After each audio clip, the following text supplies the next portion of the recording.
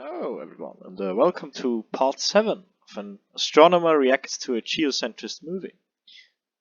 The last few times, we have concluded that they have very, very badly misrepresented the Michelson-Morley experiment, that they went quote mining and severely crippled a lot of the quotes, especially the one from Albert Michelson, to the point where they claim that they said the exact opposite of what they actually said, and straight up, as far as I can tell with a short research, made up quotes from Hendrik Lorentz. So, not looking good for the movie. I am afraid that this is part 7 because we are only at 30 minutes in, and I don't really want to do more than 10 parts on that. So yeah, but let's continue, shall we? And said that it was simply a principle of nature. That when objects move through empty space, they contract in length, they decrease in the time traveled, and their mass increases, all by the same proportion, which is now known as the Lorentz transform. Hence, in order to... In principle, yes, but this is too simple. If I move with a significant fraction of the speed of light, I myself don't have any changes within my frame of reference, because it is my frame of reference. If, however, I was to move, let's say, with a significant fraction of the speed of light again, and I fly by a ruler, this ruler will be shorter than the ruler I carry in my frame of reference, right? So these effects, the time dilation, the additional mass, the length contraction, are never within my frame of reference. They are always within the frame of reference that is moving compared to me. Okay, just want to make that clear because they didn't seem like they did a nice job here explaining that. Maintain the Copernican principle. The length, time, and mass of moving objects were altered. And this is the essence of Einstein's special theory of relativity. It was a null experiment. They were very disappointed because they couldn't measure the motion of the Earth through the ether. And Michelson himself was extremely disappointed that he couldn't do it. And the fact that he wasn't able to measure anything was startling to a lot of people. It was. A lot of people believed for a long time that kind of should be something like an ether. Those beliefs dragged on into the 1950s, as far as I'm aware. In 1951, Paul Dirac, who received the Nobel Prize in the 30s along with Erwin Schrödinger, actually said that he thinks that we still need an ether.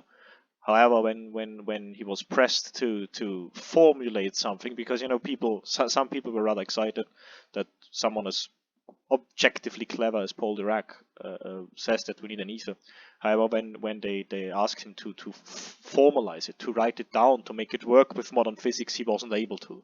He tried to do it, but he simply couldn't, because from a today's view, it can't line up.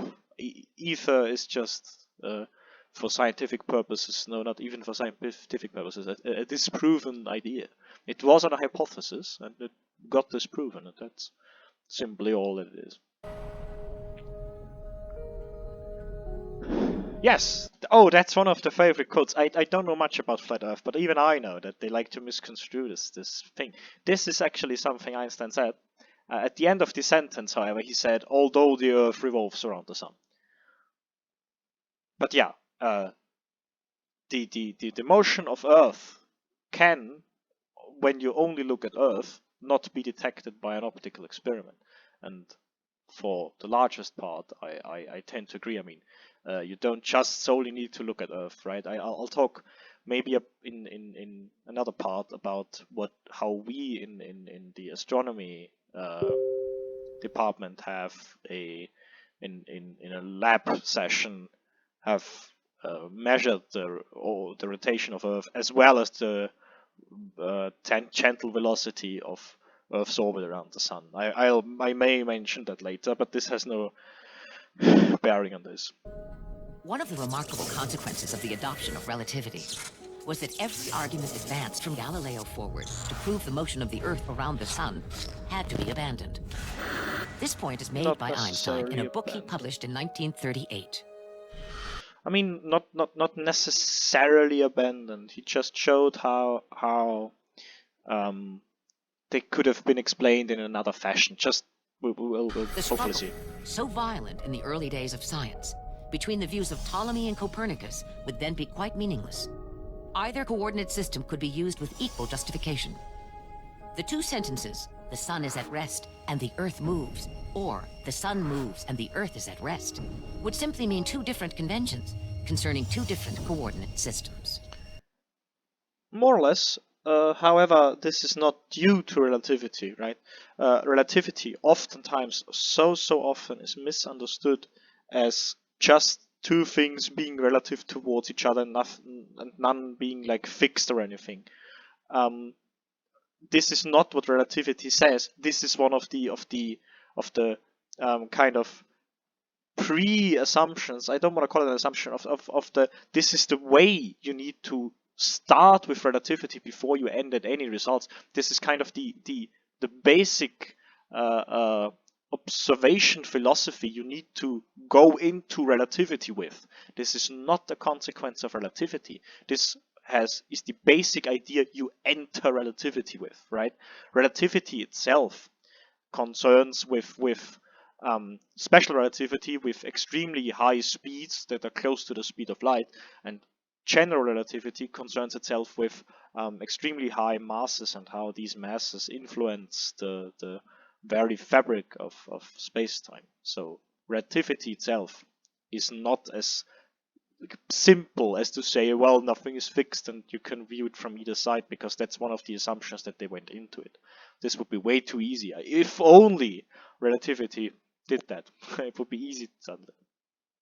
But if Einstein is wrong, then we have the problem that all these measured velocities of the Earth being zero stand unchallenged and unqualified. So the Earth is not moving exactly like the Michelson-Morley interferometer says it's not moving. Again, the Michelson-Morley interferometer did not say that Earth wasn't moving around the sun. It said that it wasn't moving throughout the ether. As for all practical purposes, and you know, if we say that the sun is fixed, although again you could view it from the Earth being fixed, right? But you could view it from that angle, right? But it doesn't change anything. This is important. Relativity says that all physical laws within their respective frame of references stay the same. So if we put Earth in the center, literally nothing changes according to relativity. Of course, they don't mention that here because, you know, it would be tremendous to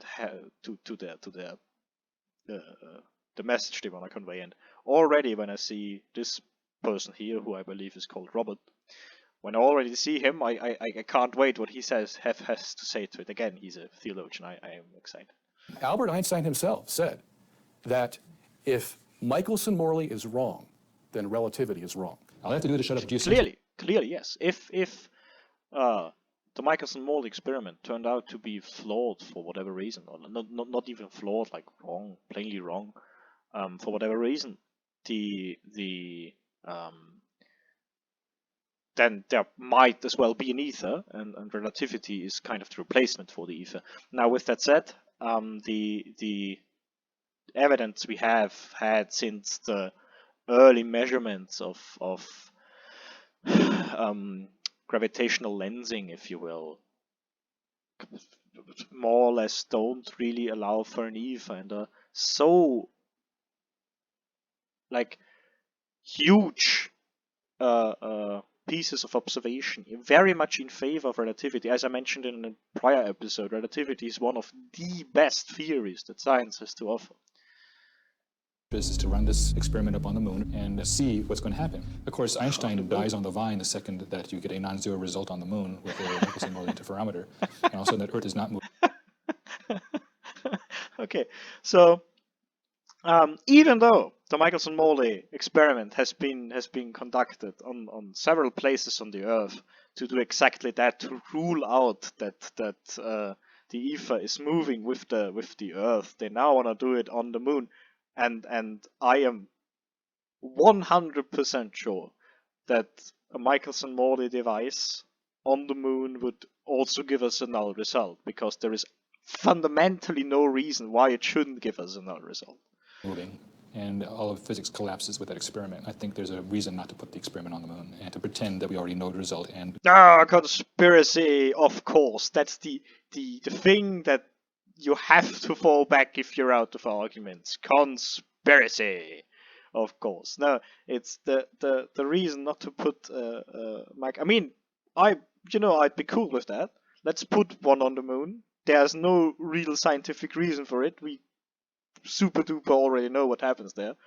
And like, why? Why would you? It's like making an experiment about light being, for example, about light through a prism, right? That then white light through a prism that then turns into all of the colors of the rainbow. It's like, oh, we should do that on the moon because it will be different on the moon. No, it won't. You will you will get the exact same result you get on Earth you would get on the moon. The exact same result. And the fact that they say, no, there's a reason not to put it on the moon, cost mostly. Michelson-Morley interferometers have to be incredibly sensible. They are stored like the way the apparatus is built is so that they are extremely heavy, so that small vibrations don't really influence them, right? Actually, when I believe when they redid some of the Michelson-Morley experiments in Chicago in the 20s, 30s, something like that, they actually had to stop a few of the subways, like a few of the yes, they're called subways, that were going next to the building because the vibrations were making the Michelson-Morley interferometer just go completely off, right? So there are so many reasons not to put it on the moon. Just from a financial standpoint, you wouldn't actually gain any knowledge from that. Also, I like that they kind of say, yeah, science would collapse in on itself. No, that's not how science works. This individual has clearly no clue about how science works. If we were to find, for whatever reason, that there actually is a need, the science would go, oh well, interesting. So far we've made super duper accurate predictions with for the absolute largest part with the things that we have. So we would still like it's like using the Newton's law of gravity, right? We know very well within which confines we can use Newton's law of gravity. We know when to switch to relativity because Newton's gravity doesn't give us accurate predictions anymore. And it would be the same if we discover something new today. General relativity wouldn't disappear. We already know that general relativity and quantum mechanics don't really go together. We know that, right? So we are very much aware that neither of them are the end of the road, right? But we are still using both of them because within their confines that we know extremely well, they make amongst the most accurate precisions that humanity has ever made. The very device that I'm recording this on relies heavily on, for example, quantum mechanics in solid state materials like my processor, and all of these rely heavily on, for example, quantum mechanics, even though we know that some things in quantum mechanics are most likely flawed because they don't go together with general relativity, and general relativity is flawed because it doesn't really go together with parts of quantum mechanics. Absolutely ridiculous. To whistle in the dark and mock the opposition. If one day God... We are mocking the opposition. I mean, I'm not mocking anyone, right?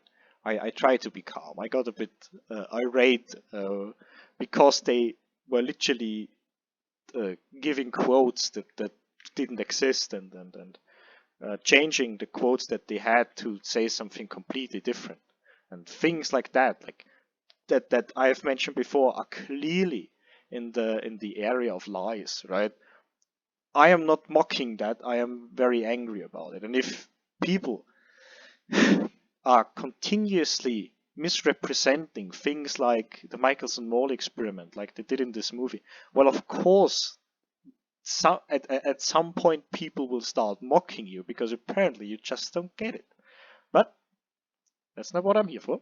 I try to be, a bit more on the relaxed side. So let's keep on. Oh no, we are at 15 minutes already.